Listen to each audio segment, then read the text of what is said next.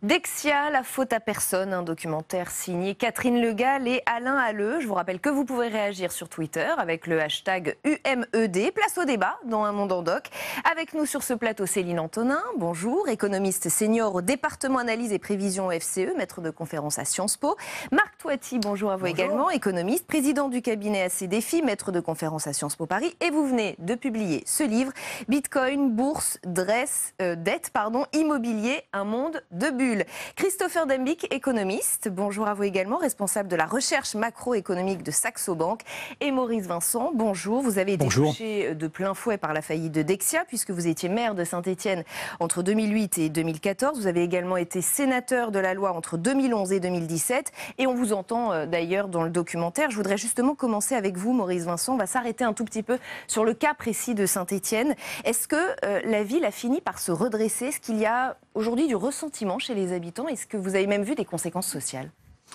Sur la question de la crise financière, je pense que les choses ont été gérées dans l'ensemble de manière plutôt positive. Et si les Stéphanois ont pu avoir peur à un moment donné, on va dire que l'essentiel du crash qui était possible à un moment donné a été évité. Je rappelle que lorsque j'ai fait faire l'audit de la dette, il y avait 15 emprunts toxiques pour environ 240 millions d'euros. Et le coût de sortie, au fil de mon mandat d'ailleurs, a évolué, puisqu'il y avait des indexations sur les taux de change, entre 80 millions d'euros et 140 millions d'euros. 140 millions d'euros, c'est 1 an et demi d'impôts. Donc par rapport à ce crash qui menaçait la ville, on peut dire aujourd'hui, entre ce que j'ai fait moi, puisque j'ai finalement sécurisé 11 de ces 15 emprunts toxiques et mon successeur en a sécurisé 3. Le coût pour l'ensemble des Stéphanois, c'est 40 millions d'euros. C'est quand même pas rien. 10 que j'ai accepté de payer pour les 11 premiers emprunts. Et puis, les emprunts Dexia ont été justement sécurisés plus tard par mon successeur. Coûté à peu près 30 millions, étalés sur une quinzaine d'années. Donc par rapport au crash et par rapport à la perception de la population, je crois que les gens ont sans doute compris que ça coûterait de l'argent, mais je ne sais pas si on peut être fier du résultat, je ne dirais pas ça, mais en tout cas, j'ai fait le maximum pour ma part pour limiter la casse. Est-ce que globalement, vous diriez que ça a été quand même une leçon pour les collectivités, même peut-être pour les élus qui ont pu manquer de précaution, de prudence? Oui, évidemment. Évidemment, ça a été une leçon. Pour ce qui concerne les élus, moi, je vous donne mon sentiment. Sur les 1600 collectivités qui, au départ, ont été concernées par au moins un emprunt toxique, la très grande majorité des maires ont été baladés, si vous me passez l'expression, par Dexia et les banques. Pour moi, les banques sont les principaux responsables de cette crise, mais il y a tout de même un mais. C'est vrai qu'il y a une centaine, on va dire, de collectivités, Saint-Étienne en faisait partie malheureusement, où des élus ont voulu jouer aux apprentis sorciers et donc ont entraîné de façon cumulative la collectivité vers des risques invraisemblables. Des problèmes d'ambition, ils ont vu les choses en grand, ils ont voulu... Pas du tout, non, c'était, pour Saint-Étienne, c'était très clair. Dans le mandat de mon prédécesseur, l'objectif était de ne pas augmenter les impôts, voire même de légèrement les baisser. Et comme la ville était endettée, l'un des éléments a été de rechercher des taux d'intérêt particulièrement bas, excessivement bas. Ces produits toxiques proposaient des taux d'intérêt très bas les premières années. Donc, voilà, un certain nombre d'élus s'y sont lancés à corps perdu. Est-ce qu'on sait aujourd'hui des banques comme Dexia, sur ce modèle hybride de banque de dépôt et banque d'affaires, est-ce qu'elles financent encore aujourd'hui des collectivités, Céline Antonin? Oui, effectivement, vous avez encore des banques qui financent des collectivités, vous avez encore des collectivités qui sont très endettées et qui ont dû effectivement établir des plans de financement à plusieurs années. Mais de manière générale, par rapport à ce que vous dites, et là peut-être que je vais mettre un avis un peu optimiste, je pense qu'on s'est quand même doté d'un certain nombre d'outils qui permettent de se prémunir un peu plus de ce type d'affaires malheureux, type Dexia.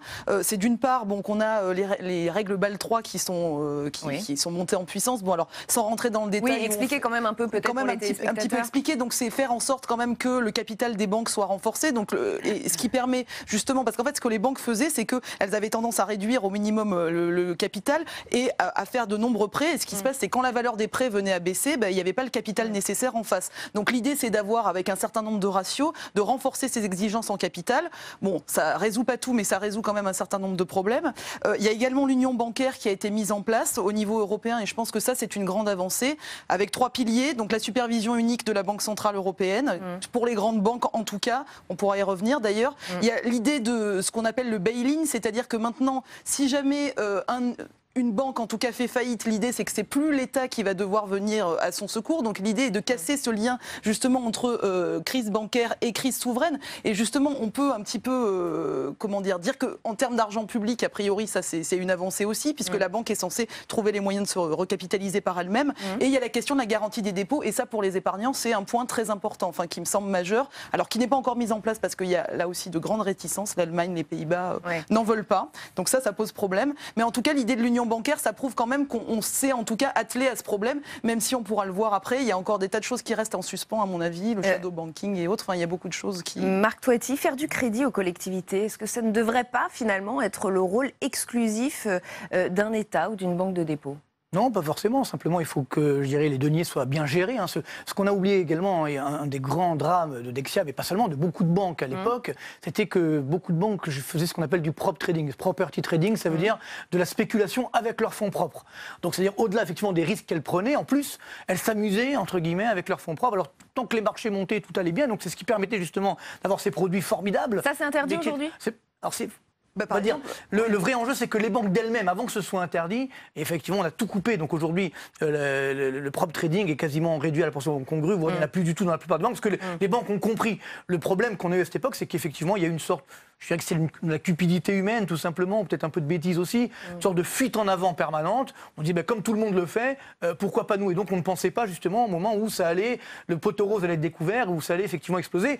On peut même montrer ça au niveau de la Grèce, où là c'est un cas, on va dire Saint-Étienne, mais bon, puissance 10 ou puissance 100. Et donc la vraie difficulté, c'est qu'aujourd'hui, effectivement, du moins je l'espère, les banques ont arrêté. Et puis bien entendu, avec ces ratios prudentiels, c'est vrai que ça permet d'imiter. Mais par contre, il y a un effet pervers, c'est que justement, à cause de ces ratios prudentiels, les banques vont essentiellement investir dans de la dette publique, donc notée AA ou AAA, ça veut dire des bonnes notes entre guillemets. Or là, ce que j'évoque dans mon livre, il y a une bulle qui s'est formée sur les dettes obligataires d'État, c'est-à-dire que les taux d'intérêt sont extrêmement bas, et donc ils vont forcément remonter dans les prochains trimestres ou les prochaines années. Donc tous ceux qui détiennent des obligations d'État, notamment les banques, ils auront des moins-values en capital. Donc ça peut être également dangereux. Donc on a transféré un petit peu le risque. Le risque est moins dangereux et on va dire moins masqué qu'en 2008, mais il y a toujours effectivement des risques. Si on en revient à ces responsabilités, vous parliez de cupidité, on parlait de responsabilité un peu des élus. Dans ce documentaire, on voit que la responsabilité de 2 hommes est vraiment pointée du doigt.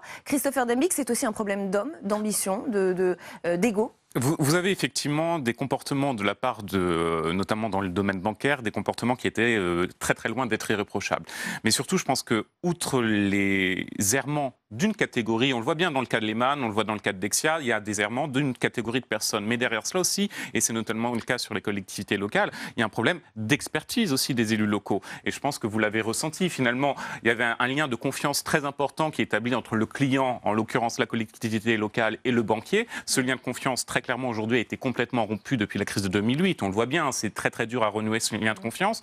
Il faut que les élus soient aussi en mesure, et les outils, et donc ça, c'est peut-être derrière, c'est l'État. Je sais que la Caisse des dépôts travaille un peu sur cela pour apporter une expertise. Pour former ces élus, pour les aider à comprendre. Exactement, comprendre. C'est très bien de comprendre déjà la situation financière d'une commune ou d'une collectivité locale, plus largement, mais il faut aussi comprendre comment ça se passe en termes de financement, quels sont les engagements qui se cachent derrière les prêts qui sont octroyés, même si très clairement, dans le domaine bancaire, on le constate, la plupart des banques, je penserai notamment aux banques françaises, souhaitent avoir une attitude un peu plus irréprochable, que ce soit à l'égard des ménages, des entreprises et des collectivités. Mais on ne peut pas éviter des errements et ça peut survenir de nouveau. Ils n'ont pas été sanctionnés d'ailleurs.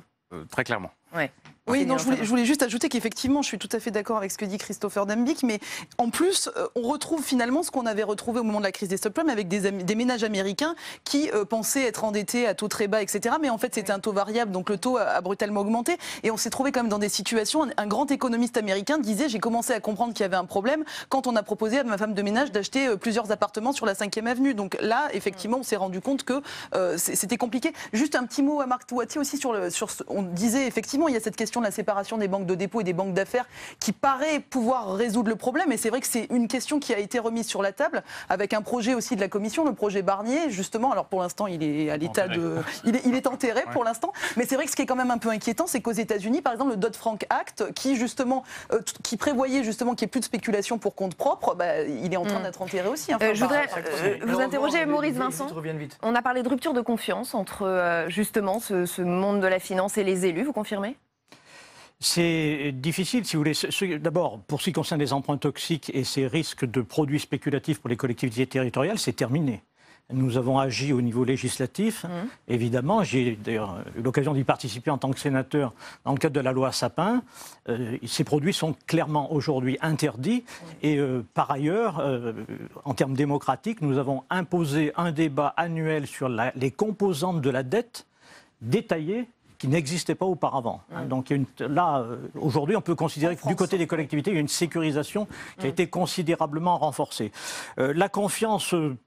Pour moi, elle n'a jamais été rompue avec les banquiers. J'ai simplement considéré dans cette affaire que les banquiers étaient les responsables parce qu'il y avait une asymétrie d'information. C'est-à-dire que les gens qui ont conçu ces produits et qui les ont à un moment donné vendus aux collectivités territoriales, ils étaient forcément mieux informés que tous les élus et même que tous les cadres financiers de la Terre. Donc ils avaient une responsabilité. C'est à mon avis la grande faute du système bancaire par rapport aux collectivités, c'est d'avoir introduit, qu'on le veuille ou non, des produits à risque, et les banquiers ne pouvaient pas ignorer, et les contrôleurs du système, il y avait un défaut de surveillance et de contrôle, y compris par rapport à Dexia et au-delà des emprunts toxiques.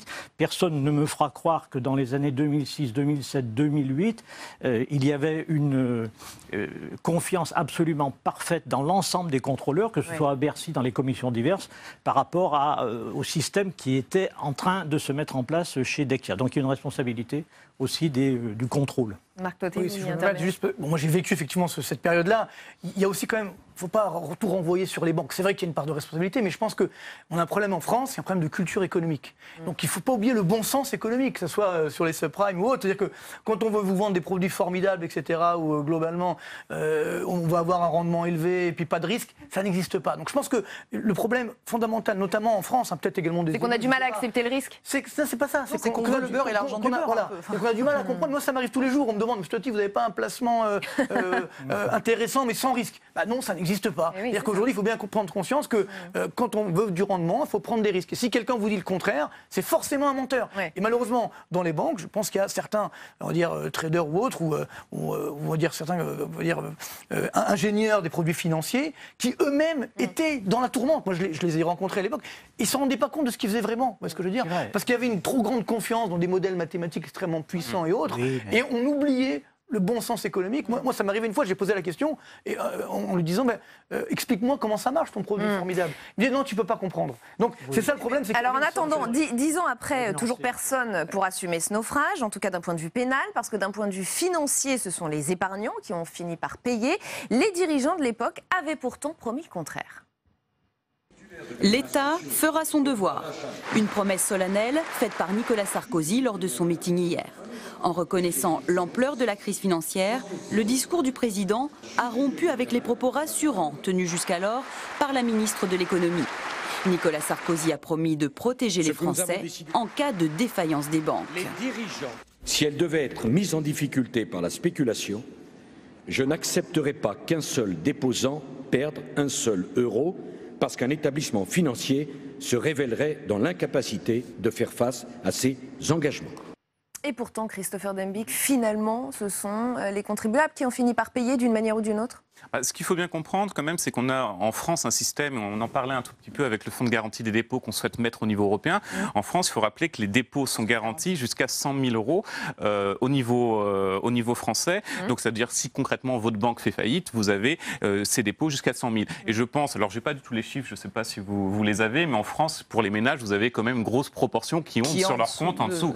Donc, ça permet quand même d'être une vraie bouée de sauvetage lorsqu'il y aura une crise ou même dans le système système actuel. Le souci, c'est qu'il faut, et ça fonctionne très mal aujourd'hui au niveau européen, parce que les Allemands notamment ne souhaitent pas mettre en place ce système, l'élargir complètement au niveau européen. On a parlé de l'union bancaire. L'union bancaire est essentielle parce que c'est un outil finalement pour que les banques puissent assumer d'elles-mêmes les risques qu'elles prennent, et notamment l'impact négatif d'une crise. Alors pour qu'on comprenne bien, quand les États payent, ce sont les contribuables qui payent, c'est la même chose. Oui. Mais justement, l'idée de l'union bancaire, c'est de faire en sorte que si jamais une banque fait faillite, ça ne sera plus l'État qui vient à son secours comme c'était le cas, mais elle doit par elle-même se recapitaliser. Et en fait, c'est les actionnaires qui vont encaisser les pertes, mais les déposants auront une garantie jusqu'à 100 000 euros, donc ils seront préservés, disons, d'une faillite de la banque. Enfin, c'est ça l'idée. Alors après, c'est quand même beaucoup plus compliqué parce qu'on l'a vu en Italie, il y a des banques qui ont fait faillite, et en réalité, comme c'était, enfin, ou en tout cas qui étaient dans des situations très compliquées, que Montepaschi. C'est finalement le contribuable. Et en fait, non. Alors ce qui se passe, c'est que du coup, c'est l'État italien qui effectivement vient à la rescousse. Alors, oui, mais quand vous dites l'État, pardonnez-moi, c'est de l'argent public, c'est nous. Non, mais justement, il faut juste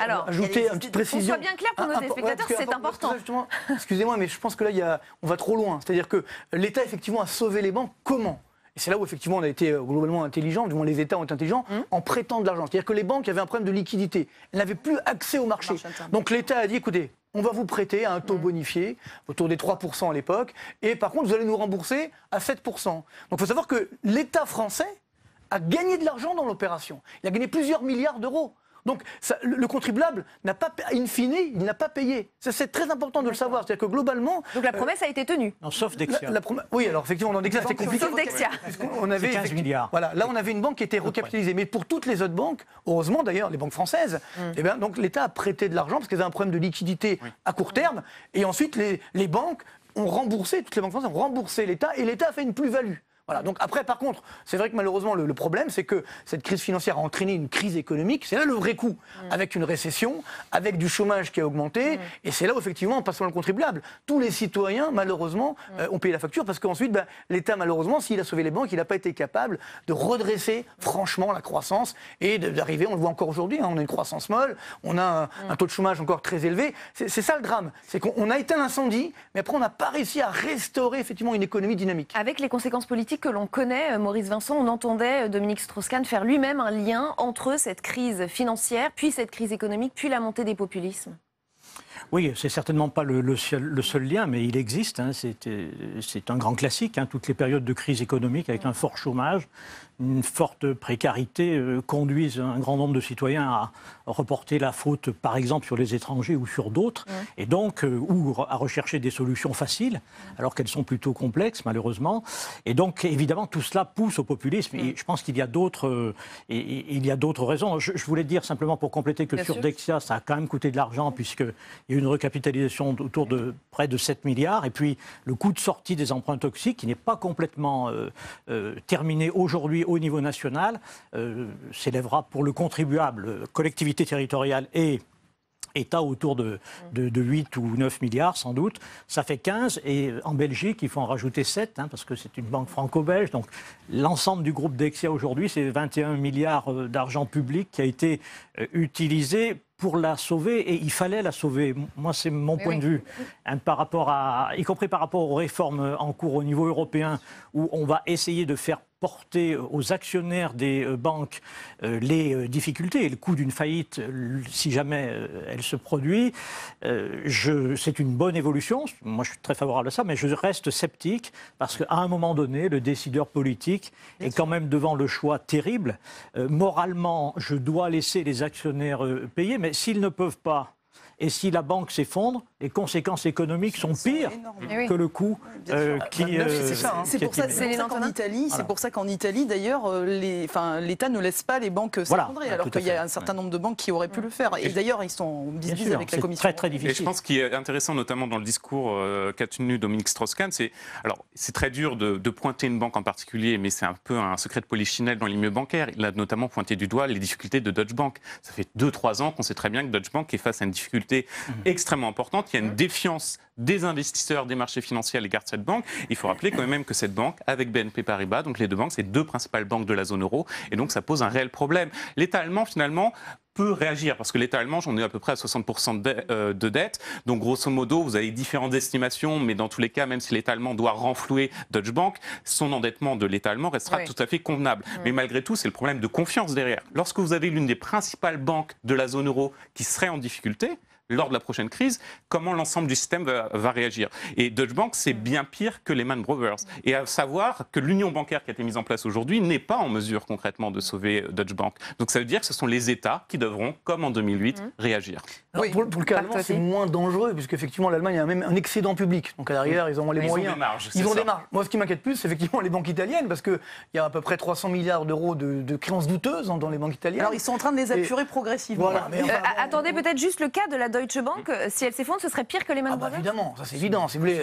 Mais on ne peut pas l'imaginer, c'est le principe qu'on appelle du too big to fail. Et ne l'oubliez pas, parce que ça, on a passé vite sur les Lehman Brothers. Expliquez peut-être le système de too big to fail. Ça veut dire que si effectivement on laisse faire faillite une banque, comme Deutsche Bank, qui a effectivement des impacts sur l'ensemble des banques, et donc sur l'ensemble de l'économie européenne, voire mondiale. Ouais. Donc on ne laissera pas faire. Et d'ailleurs, sur Lehman Brothers, pareil, c'était une grave erreur politique de laisser faire faillite Lehman Brothers. On le sait maintenant, c'était Henry Paulson, l'ancien patron de Goldman Sachs, qui était ministre de l'économie à l'époque aux États-Unis, qui a pris cette décision, une sorte de vengeance, entre guillemets, parce qu'il y avait une grande concurrence entre Goldman Sachs et Lehman Brothers. Alors qu'on sait très bien que les activités de Lehman Brothers, qui ont été revendues ensuite à Barclays, étaient très vite rentables. Donc c'est ça, cette banque n'aurait pas dû être mise en faillite, ou alors proprement. Mais cette erreur politique, parce que c'est une erreur politique, a généré effectivement un effet en cascade dramatique. Donc je ne pense pas qu'on fera la même erreur. Moi, ce qui m'inquiète plus, par contre, effectivement au niveau des États, c'est que même si les États renflouent, mais est-ce que les États n'ont pas des risques effectivement de faillite ? Parce que je prends l'État italien, par exemple, aujourd'hui, 2300 milliards d'euros de dette. Et on voit le gouvernement actuel qui dit peut-être qu'il faudrait qu'on enlève une partie de la dette qui est détenue par la Banque centrale européenne. Ça fait quand même froid dans le dos. Donc c'est là où on change de braquet, si vous me permettez l'expression. C'est que c'est plus seulement un problème de banque, c'est un problème aujourd'hui des États. On est arrivé à des niveaux d'endettement public dans tous les États qui sont importants. Enfin, pour l'instant, Vous parlez d'un risque de faillite des États. Non, quand même pas. Enfin, moi, je pense que les dettes sont encore soutenables dans les États européens. Et surtout, il y a l'action de la Banque centrale européenne. C'est ce que je dirais. Ce que je dirais pas, c'est que pour l'instant, effectivement, c'est la Banque centrale européenne qui maintient tout ça, mais il faut oublier, la dette en elle-même n'est pas un danger. Ce qui compte, c'est ce qu'on appelle la soutenabilité de la dette. C'est-à-dire que est-ce qu'on a assez de croissance, au moins pour rembourser les intérêts de la dette ? Et à part l'Allemagne, à part quelques pays, les États-Unis un petit peu également, parce qu'il y a un redémarrage actuellement, mais sinon, la plupart des pays de la zone euro, y compris la France, on n'a pas assez de croissance. Et ça sera le cas encore cette année, juste pour payer les intérêts de la dette. Donc c'est ça qui est dangereux. Donc heureusement que la Banque centrale européenne est là pour effectivement acheter cette dette, mais comme vous le savez, en fin d'année, elle a annoncé qu'elle allait arrêter. Donc là, aujourd'hui, on a des taux d'intérêt qui sont extrêmement bas sur la dette publique. Et ça veut dire danger ? Bien sûr, parce que si ces taux d'intérêt augmentent, et c'est inévitable dans les prochains mois, à ce moment-là, il y a un impact économique. Regardons en Italie ce qui s'est passé. On avait des taux d'intérêt il y a à peu près un an, même moins d'un an, de 1,5% sur la dette publique italienne. Avec les élections, on est aujourd'hui à 3,2. Donc il y a eu instantanément un choc sur l'économie, depuis les derniers indicateurs le montrent, qui fait qu'effectivement, on a un risque de fort ralentissement, voire de baisse de l'activité en Italie. Alors, même s'il faut faire la moyenne sur 7 ans, puisque la maturité de la dette est de 7 ans, donc du coup, ça ne remonte pas d'un coup non plus, c'est pas le scénario, heureusement, pour les ménages, mais les entreprises qui doivent s'endetter, eux, ils auront un impact très rapide. De toute façon, il y a ce problème de dette publique qui n'est pas réglé, puisque finalement, la crise financière, elle s'est transmise à l'économie réelle, c'est pas resté c'est ce que disait Maurice Vincent tout à l'heure. Voilà, de la finance, et ça s'est transmis à la dette publique des États. Et effectivement, aujourd'hui, c'est ce problème d'apurer la dette publique, avec les politiques d'austérité qu'on a connues, on a réduit les déficits, mais on n'est quand même pas encore en excédent budgétaire, et surtout, les comptes publics sont quand même plombés. Alors, la situation est tellement risquée aujourd'hui, vous l'avez compris, c'est loin d'être sûr. Je voudrais juste vous lire les propos de Jean-Claude Trichet dans une interview qu'il a accordée à l'agence France-Presse il y a quelques jours. Celui qui était donc président de la Banque centrale européenne en pleine crise des subprimes nous dit quelque chose de très inquiétant. L'ensemble du système financier mondial est au moins aussi vulnérable, sinon plus, qu'en 2008. Et je rappelle que Dominique Strauss-Kahn a tenu des propos du même genre cette semaine. Maurice Vincent, qu'est-ce que ça vous inspire ? C'est un discours alarmiste ? Non, pas du tout. Je pense que c'est un discours réaliste qui nous rappelle simplement que dans une économie mondialisée, il y a déjà une interconnexion des systèmes bancaires et financiers au niveau mondial. Donc pour réguler et sécuriser cet ensemble, c'est une tâche qui est quasi impossible, qui laisse forcément des zones d'ombre. On évoquait tout à l'heure la décision de Donald Trump de revenir sur un certain nombre de dispositions législatives aux États-Unis. Personne ne l'empêchera de le faire, et d'ailleurs personne ne l'a empêché. Et les conséquences, ce ne sont pas des conséquences uniquement réservées aux États-Unis, c'est une forme de dérégulation au moment où beaucoup pensent qu'il faudrait au contraire maintenir une régulation sérieuse. Trump Donc, cette interconnexion... qu'il y a trop de réglementation. Oui, mais si vous voulez... Il détricote ce qu'avait fait son président. Il est en train de détricoter ce qui a été fait après la crise de 2008. Et ce qui, en fait, qui était une réglementation assez sécurisante, puisqu'elle visait à empêcher finalement le développement de risques du système bancaire à des systèmes, au shadow banking notamment, et qui avait été fait. Il détricote ce qu'a fait Obama pour sécuriser. C'est une position idéologique qui est très dangereuse. Je voulais simplement prendre cet exemple, mais ce n'est pas le seul. On a un système financier qui est interconnecté, donc le problème peut venir de divers endroits, divers marchés, diverses institutions, et les positions de M. Trichet et de Strauss-Kahn me semblent réalistes. Je pense que le terme a été jeté très clairement dans ce débat, c'est la régulation financière qui est importante. Aujourd'hui, on a énormément de régulation financière, on a à peu près plus de 100 000 pages entre les États-Unis et l'Europe.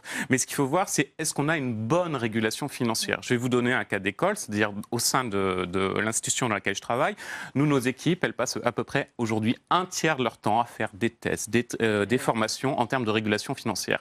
Mais finalement, le problème, c'est que nous, notre banque, tout comme les banques commerciales françaises, on est déjà très bien régulés. Nos activités, finalement, le régulateur sait très bien qu'on ne prend pas trop de risques. Le problème, c'est qu'on a régulé, il fallait le faire bien sûr, des entités, banques commerciales, banques d'investissement assez typiques, mais on n'a pas du tout régulé le shadow banking, la finance parallèle. Et justement, les points aujourd'hui de fragilité du système sont peut-être pas tant que cela aux États-Unis ou même peut-être en Europe, mais aussi dans les émergents, parce que vous avez eu beaucoup d'entités du shadow banking qui ont abondamment prêté ces dernières années aux pays émergents, ce qui a permis une bonne croissance. Et aujourd'hui, lorsqu'on voit la difficulté des émergents, Brésil, Argentine ou Turquie, ça va avoir un impact sur le shadow banking. Le problème, c'est que quand shadow banking, rappelez-le peut-être. Donc c'est toute la finance parallèle qui n'est pas régulée. C'est par exemple certains fonds d'investissement, etc. Et le problème, c'est que derrière cela, vous avez une interconnexion avec nos fameuses banques de réseau. Et ce qu'est en train de faire Donald Trump, pardonnez-moi, vous trouvez cela dangereux ? Alors, il donne satisfaction au lobby bancaire, très clairement, indéniablement, parce qu'il faut comprendre que vous avez aussi une compétition avec l'Asie, et en Asie, la régulation n'est pas si stricte que ça dans certaines zones, mais très clairement, ça crée un réel risque en termes de stabilité économique derrière cela. Céline Antonin. Oui, non, pour proposer, j'allais dire, par rapport à ce qui existe actuellement, on voit effectivement qu'il y a des risques. Donc, à mon avis, les solutions, déjà, si on veut approfondir l'union bancaire, c'est de faire en sorte que la BCE, pour moi, supervise toutes les banques et pas uniquement les grandes banques, parce qu'on le voit, par exemple, on parlait en Allemagne de Deutsche Bank, mais il y a les banques régionales aussi qui peuvent avoir des difficultés. En Italie, c'est pareil. Donc, autant en France, on a des banques très concentrées, et c'est pas forcément le cas dans tous les pays. Donc, le problème peut aussi venir de celle-là. Donc, c'est la première chose. La deuxième, c'est tout ce qui est shadow banking. Effectivement, on a fait il y a beaucoup de finances non régulées, et avec les processus de titrisation, etc., les banques ont justement toute une activité connexe qui est en fait celle de laquelle pourrait provenir une crise. Donc, ça, c'est la deuxième chose. Et la troisième, c'est effectivement réfléchir à, alors sans aller jusqu'à la séparation banque de dépôt, banque d'affaires, parce qu'effectivement, ça pose des problèmes. Et puis, on est très attaché à la Banque universelle. Bon, surtout, je suis avec des banquiers, donc... Mais est-ce que la crise de 2008, pardonnez-moi, est-ce que la crise de 2008 ne nous a pas fait tomber dans, justement, l'excès inverse, c'est-à-dire trop de régulation ? Est-ce qu'on n'a pas voulu prendre trop de leçons et entasser des millefeuilles de règles Ce que je voulais dire, c'est qu'effectivement, je pense que le problème de cette crise, on en est sorti tant mieux, mais finalement, la réglementation, elle n'est pas adéquate. C'est-à-dire qu'on a oublié que c'était pas un problème de risque, parce que les banques doivent prendre des risques, c'est leur métier. C'est un problème de gestion du risque. Alors pourquoi on a fait cela ?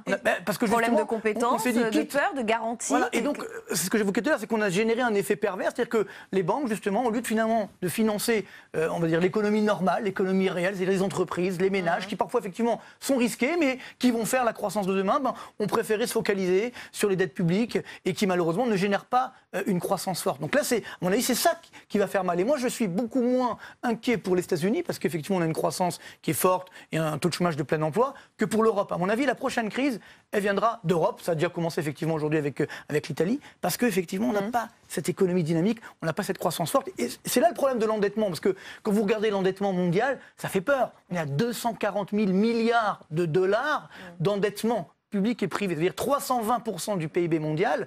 On n'a jamais vu ça. Donc on se dit, mais si demain on doit tout payer, on ne va pas emprunter aux Martiens, vous voyez ce que je veux dire. Donc ce que je veux dire, c'est que le vrai enjeu, est-ce qu'on génère assez de croissance économique, de dynamisme économique. Et la zone qui, pour moi, paraît le plus en danger aujourd'hui, c'est effectivement l'Europe, la zone euro en particulier, parce qu'on n'a pas du tout résolu les problèmes. La crise grecque, on n'en parle plus, elle est toujours là. Vous avez un discours encore plus pessimiste que celui de Dominique Strauss-Kahn. Je suis moins pessimiste, mais par contre, je ne suis pas tout à fait d'accord, parce qu'on a quand même pris, les banques ont quand même pris beaucoup de risques, et surtout, elles sont sorties justement du secteur réglementé. Le shadow banking, c'est quand même aussi, on ne savait plus où était le risque. C'est quand même ce qui a provoqué la crise. Les banques ont investi dans le shadow banking, là vous avez une info que je n'ai pas. Comment ? Parce que les banques traditionnelles ont investi dans le shadow banking. Vous le savez A priori, en tout cas... J'espère pas, parce que sinon, je vais retirer mes comptes. En tout cas, on sait que le shadow banking est important. Alors justement, la difficulté, c'est de savoir quelle ampleur il a. Et ce qui s'est passé au moment de la crise des subprimes, c'est qu'on ne savait plus où était le risque. Et c'est aussi ça qui a fait l'effondrement de la confiance, plus de prêts interbancaires. On parle effectivement avec le Bitcoin, qui est effectivement un très bon exemple. Vous parlez d'un monde de bulles. Voilà, c'est un monde de bulles, effectivement. Ça, c'est une catastrophe. Le Bitcoin pour l'épargnant, c'est... Alors là, on est encore... On revient vers le bon sens. Moi, j'ai fait ce livre aussi parce que beaucoup de personnes me venaient me voir en me disant oui, alors est-ce que le Bitcoin c'est bien? Vous voyez, il vaut 20 000 $. On va peut-être pas parler du Bitcoin aujourd'hui, mais néanmoins. C'est un sujet. Il faut rappeler le bon sens. C'est ce que je veux dire par là. Rappelons le bon sens. Ne faisons pas n'importe quoi, parce que derrière, effectivement, c'est les. Mais à la lueur de ce que vous dites tous, on a l'impression que finalement des leçons ont été tirées pendant un temps, et puis que finalement tout le monde reprend des risques et que les mentalités n'ont pas évolué. Maurice Vincent. Non, je ne vois pas les choses comme ça. Je pense que les leçons ont été tirées par l'amélioration de nombre de procédures de régulation, peut-être trop parfois, mais en tout cas, globalement, c'était absolument nécessaire. Mais nous sommes face à un problème qui est extrêmement complexe parce que la défaillance, si vous voulez, de mon point de vue, peut venir de multiples horizons. Par exemple, les nouvelles technologies.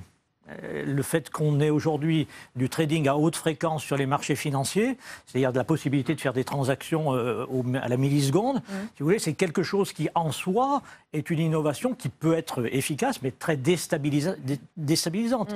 Donc vous avez ça, vous avez l'interconnexion, effectivement, avec les pays, l'ensemble des pays du monde, y compris les pays émergents. Vous avez des inquiétudes, par exemple, sur la situation financière de certaines municipalités d'endettement en Chine. Ça paraît très loin, mais ça peut, compte tenu de la masse des financements concernés, ça peut aussi dériver. Vous avez la stabilité d'une banque comme Deutsche Bank, qui est une banque énorme, on l'a déjà dit, même si je pense que le risque là sera maîtrisé. Il faut qu'il soit maîtrisé, c'est indispensable. Enfin, c'est une diversité de possibilités finalement de dysfonctionnement et qui se répercute en chaîne, qui est réelle. C'est la raison pour laquelle les appréciations des experts que vous évoquiez tout à l'heure me paraissent justes. Je parlais des mentalités. Ont-elles évolué, Christopher Dembicke, dans ce monde de la finance, peut-être avec une nouvelle génération qui n'a pas bien connu la crise de 2008, qui pourrait être tentée de faire reprendre des risques? Alors, en fait, la nouvelle génération, effectivement, c'est intéressant parce qu'il faudra savoir, lorsqu'il y aura une crise, comment elle va réagir. Mais ce qui est intéressant, c'est qu'au niveau du management, parce que c'est là, justement, où il y a vraiment un encadrement, on a des gens qui sont plus seniors, qui ont connu pour la plupart du temps tous la crise. Et en tout cas, au moins en Europe, on peut dire qu'ils sont beaucoup plus prudents. Les difficultés qu'on a aujourd'hui, qu'on retrouve dans les banques italiennes, dans les banques allemandes, ce ne sont pas des difficultés qui sont nées après la crise. Elles datent d'avant la crise. Donc, elles n'ont pas été gérées, finalement. Mais effectivement, lorsqu'on le constate vraiment au quotidien, vous avez ce qu'on appelle la gestion des risques au sein des banques qui est même parfois beaucoup trop offensive et qui empêche très souvent le fonctionnement et parfois au détriment de la prise de risque qui est nécessaire aussi pour faire du crédit. Mais il y a vraiment un changement de mentalité qui est extrêmement important. Du côté américain, et je suis d'accord avec Marc Toiti, très clairement, les banques aujourd'hui aux États-Unis, elles prennent encore des risques, mais ce qu'il faut voir, c'est qu'elles sont 2 fois mieux capitalisées qu'avant 2008. Donc, dans tous les cas, elles ont quand même des coussins de sécurité en cas de crise. Le problème, c'est de définir, de savoir où vont être les prochains points d'inflexion, et ça, c'est très très compliqué, et ça viendra sûrement de plusieurs facteurs. Et on va quand même s'arrêter sur cette note positive, cette note d'optimisme, avec évidemment des questions qui continuent de se poser. Merci beaucoup à tous les 4 d'avoir participé au grand débat d'un monde en doc, qui, je vous rappelle, est en partenariat avec l'INA. Je vous présente tout de même quelques livres pour approfondir sur le sujet. Donc on l'a dit, Bitcoin, bourse, dette, immobilier, un monde de bulles de notre invité Marc aussi, je rappelle Toiti, et optimiste aussi, absolument. Parlons banque en 30 questions de Jésabel Coupé-Soubéran avec Christophe Nijdam. Dexia, une banque toxique de Nicolas Cory et Catherine Le Gall. La folie des banques centrales, pourquoi la prochaine crise sera pire, de Patrick Artus et Marie-Paul Virard. N'hésitez pas à vous rendre sur notre site internet publicsena.fr pour revoir toutes ces références. C'est donc la fin de ce numéro d'Un Monde en Doc. Je vous retrouve la semaine prochaine sur Public Sénat.